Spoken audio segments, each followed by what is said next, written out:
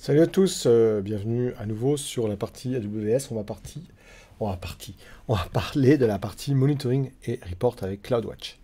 Alors, qu'est-ce que c'est que CloudWatch? CloudWatch, c'est une solution pour monitorer vos ressources. Quand je dis monitorer, c'est que, évidemment, quand vous avez une infrastructure, la chose qui est très importante, c'est de monitorer.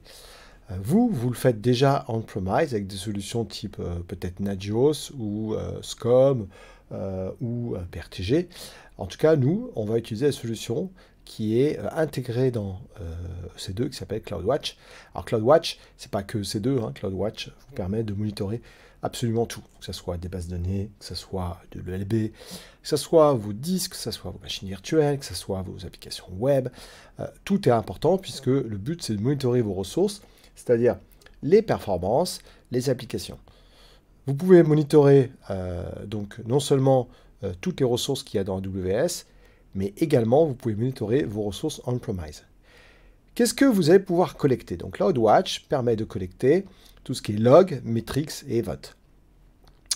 Et évidemment, le but, c'est qu'il y ait la meilleure performance possible et surtout comment optimiser vos ressources. Donc, chose importante, n'oubliez pas que pour monitorer ce qu'il y a dans, par exemple, l'instance, il faut installer l'agent. Il y a par exemple donc une information qui n'est jamais monitorée, c'est la mémoire vive. La mémoire vive dans la machine virtuelle, vous ne la verrez jamais dans CloudWatch. Pour la voir, il faudra installer l'agent. Quand vous installez l'agent, eh bien, évidemment, vous allez pouvoir récupérer par exemple la mémoire.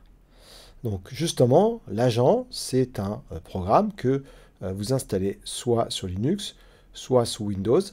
Si vous êtes en MD64 ou en RM64, vous avez ici la liste des OS supportés par l'agent. Donc comment fait-on pour installer l'agent? La première chose, c'est d'installer évidemment avec les command line. Donc vous avez la possibilité ici, avec ce lien-là, de voir comment installer l'agent, donc avec une ligne de commande. N'oubliez pas que, toujours pareil, la chose la plus importante qu'il ne faut jamais oublier, c'est de pouvoir de créer le rôle. Pourquoi? Parce que si sur votre instance, vous ne mettez pas le rôle, eh bien l'instance ne va pas pouvoir évidemment communiquer avec CloudWatch. Donc toujours pareil, on installe toujours le rôle, et le rôle permet à votre place, en BF, de dire à l'instance d'envoyer les informations à CloudWatch. Pour pouvoir l'installer on-premise, vous devez créer un utilisateur avec, vous savez, les programmatic access, c'est-à-dire avec les access keys et les password keys, et attacher une policy, justement. Et avec ça, vous allez pouvoir récupérer ces credentials et installer on-premise l'agent. Donc l'agent on-premise, ça se fait un peu différemment, puisqu'il n'y a pas de notion de rôle, évidemment. Hein. Donc, regardons ici déjà comment on installe l'agent donc on-premise. Je vous ai mis un lien ici vers justement comment fait-on pour installer l'agent on-premise. Donc vous voyez par exemple qu'ici, pour du Linux, eh bien, on va installer l'agent avec cette commande-là. Et évidemment, il va falloir être sûr que le rôle soit bien attaché à votre instance, sinon l'instance n'aura pas le droit d'envoyer les informations à CloudWatch. Donc ici, on voit que on a donc l'agent, et on voit qu'on a un download link, par exemple, pour ici les différents agents, donc que ce soit ici AMD64, que ce soit ici AMD64 la test ici, donc CloudWatch, ou ici donc un autre endroit où vous pouvez récupérer l'agent. Ici, vous avez des liens également, des release notes, hein, donc vous pouvez toujours accéder à ces release notes. Et ici, on a les différentes architectures que vous pouvez voir ici vers le bas avec les différents agents. Voilà, donc ça c'est justement comment on installe l'agent. Donc ici vous avez l'agent, le rôle évidemment, et puis comment vous l'installez sur vos serveurs. Donc vous avez plusieurs moyens d'installer l'agent. Moi ce que je conseille c'est d'utiliser System Manager. Pourquoi? Parce que System Manager va le faire à votre place, c'est-à-dire que vous allez pouvoir même avoir, je sais pas moi, 10 instances sur lesquelles il n'y a pas l'agent, eh bien System Manager va pouvoir installer l'agent à votre place sur vos instances. On va remettre ça en plein écran. Deuxième chose pour installer l'agent, celle que je vous conseille, c'est d'utiliser System Manager. On parlera de System Manager un peu plus tard.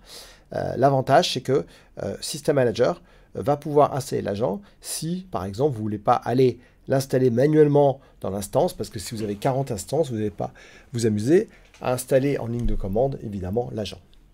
Et ensuite, si vous utilisez CloudFormation, c'est une solution pour automatiser à travers une interface graphique où je vais pouvoir dire, ben voilà, tu me crées tant d'instances, tu me crées une base de données, et par exemple, tu m'installes l'agent. Eh bien, ça se fait avec AWS CloudFormation. Alors, chose importante. Quand vous voulez, par exemple, monitorer une machine virtuelle, qu'est-ce que j'ai dans une machine virtuelle? Eh bien, il va vous renvoyer le CPU de la machine virtuelle, le réseau, le disque, et le statut check pour voir si la machine n'a pas de souci. Et la mémoire, c'est ce qu'on appelle un custom metric. Quand on parle de custom metric, ça veut dire qu'il va falloir installer l'agent et ensuite configurer l'agent pour dire à l'agent, prends la RAM et envoie-le à CloudWatch. Par défaut, le monitoring se fait toutes les 5 minutes. Ça, c'est gratuit. Mais si vous voulez activer le monitoring détaillé, vous pouvez l'activer quand vous créez l'instance. Et dans ce cas-là, c'est envoyé toutes les 1 minute.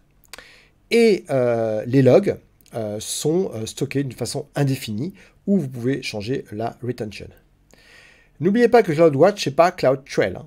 CloudTrail, c'est pour traquer toute l'activité qui se passe dans AWS. Donc, vous pouvez vraiment voir tout ce qui se passe dans votre infra et pourquoi pas, par exemple, un CloudTrail, voir des activités suspectes. Par exemple, si quelqu'un, à un moment donné, crée 40 machines virtuelles ou supprime des machines virtuelles, peut-être que c'est suspect. Donc, ça, c'est la première chose. On va parler d'après de la partie EBS. Je voudrais juste vous montrer ici les métriques qu'on peut voir sur une instance. Donc, je vais sortir de là et je vais aller me connecter sur mon dashboard et je vais aller sur une machine virtuelle. Ici, j'ai une machine virtuelle. Quand je clique dessus une fois, je vois déjà dans Monitoring tout ce que je viens de vous montrer. Donc, si je mets un peu plus haut, comme ça, vous voyez que là, il voit l'utilisation de la CPU, statut check, vous avez l'information du réseau, vous avez plein de choses ici. Vous voyez, vous avez le CPU, tout. Par contre, évidemment, vous n'avez pas la mémoire. Alors, pourquoi je n'ai pas la mémoire? Parce que la mémoire, évidemment, doit être récupérée à travers un agent que j'installe dans ma machine virtuelle. En tout cas, là, je vois que j'ai déjà quand même pas mal d'informations. Je peux rafraîchir ici. Ici, je peux faire du custom. Par exemple, ici, donc, quand est-ce que je vais récupérer l'information. Donc, il y a plein de choses qu'on peut faire pour aller plus loin dans ce que je veux récupérer comme information. Vous voyez, donc CPU utilisation. Je peux aller là-dessus et je peux faire View and Metrics. Quand je fais View and Metrics, il va m'afficher en fait compte l'information de cette machine virtuelle. Et là, j'aurai plus d'informations sur le CPU. Donc, vous voyez que là, on a le Metrics, on est dans CloudWatch. Et dans CloudWatch, je vois effectivement le Metrics ici. La période, c'est toutes les 5 minutes.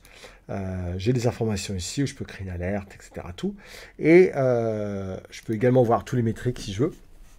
Quand je fais tous les Metrics, il va montrer par exemple les métriques de ELB parce que j'ai déjà créé un load balancer, tout ce qui est EBS, tout ce qui est EC2. Et si je clique sur EC2, je peux voir par instance. Donc là, vous avez les numéros des instances ici, vous voyez, tout ce qui est CPU, network, disque, etc. Tout. Par contre, à aucun moment, je ne verrai la mémoire. Ok. Alors, on va voir donc par la suite comment justement installer l'agent. Je vais continuer sur la partie CloudWatch. Après, on aura plein de labs à faire. Vous pouvez également ce qu'on appelle monitorer tout ce qui est EBS. Donc, ça veut dire que vous pouvez également monitorer vos disques de vos machines virtuelles. Donc, vous pouvez par exemple checker le statut de vos disques pour voir s'il n'y a pas de souci. Et ainsi pour pouvoir réparer en fait compte des volumes. Et puis on va pouvoir effectivement utiliser la partie ici monitoring EBS pour pouvoir monitorer en fait compte le disque des machines. Donc ici vous avez un lien vers tout ce qui est monitoring de vos disques.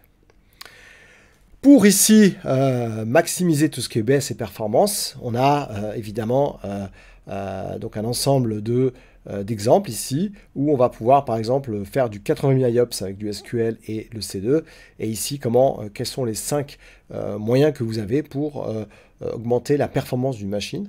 Donc ça c'est intéressant, parce que quand on parle de monitoring, on parle forcément de performance. Les définitions ici à savoir, hein, tout ce qui est IOPS, tout ce qui est throughput, tout ce qui est latency, capacité et block size. Donc ça, c'est des choses, je pense, que vous connaissez. Donc c'est assez facile à comprendre.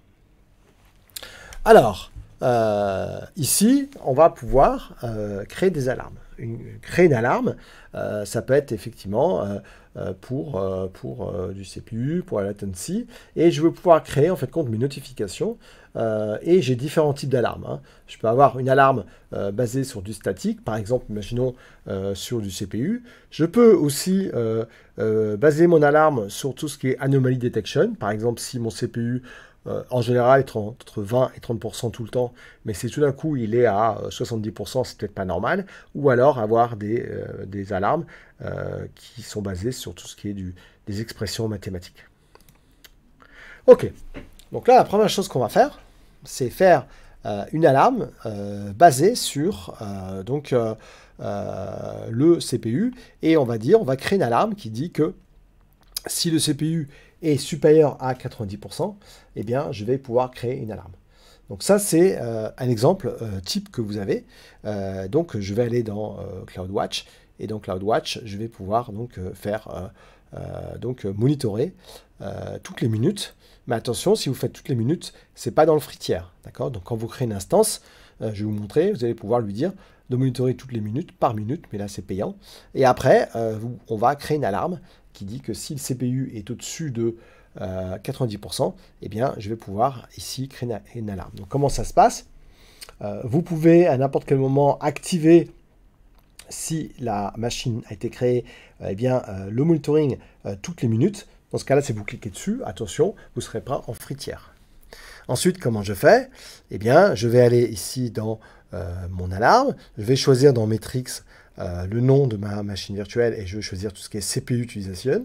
Je vais lui dire au-dessus de 90, et ensuite je vais lui dire tu me crées par exemple un topic, ou tu me crées par exemple une action, ou tu m'envoies un email si l'alarme a dépassé les 90 minutes. Ok, donc je vais m'arrêter là, et puis on va faire ce lab juste après dans la prochaine vidéo. Allez, à tout de suite. Ciao, ciao.